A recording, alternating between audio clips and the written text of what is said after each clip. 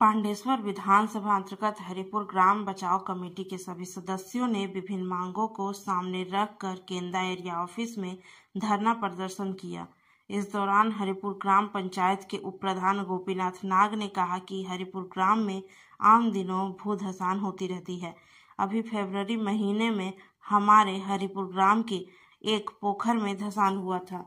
उसके कुछ दिनों बाद हरिपुर स्कूल के पास भी धसान हुआ था। इसके बाद हम लोग ईसीएल केंदा एरिया के महाप्रबंधक और बीडीओ को भी इसकी जानकारी दी। इसके बाद भी कोई सुनवाई नहीं हुआ, इसलिए आज हम लोग सब यहाँ इकट्ठा हुए हैं। उन्होंने कहा कि इस प्रदर्शन के बाद भी अगर ईसीएल हमारी बातों को नजरअंदाज करेगी तो आगे चलकर हम लोग इससे भी बड़ा आंदोलन करेंगे। इस दौरान हरिपुर बचाव कमेटी के सचिव किशोर मंडल, अध्यक्ष सरोज नंदी, जितेन कुंडू, सुदीप पाल। हमारे ग्रामेर जा परिस्थिति আপনারা জানেন যে ফেব্রুয়ারি মাসে গ্রামের একটা ধস নেমেছিল এমএসকে স্কুলে ধস নামার পর একটা পুকুরে ধস নামে, আবার তারপর আরেকটা পুকুরে ধস নামে, জল সব মাটির নিচে চলে যায়।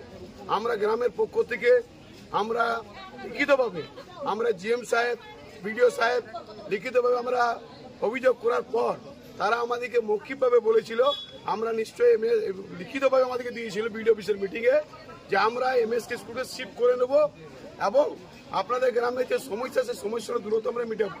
কিন্তু আজ পর্যন্ত কোনো তারা সমস্যা মেটেনি।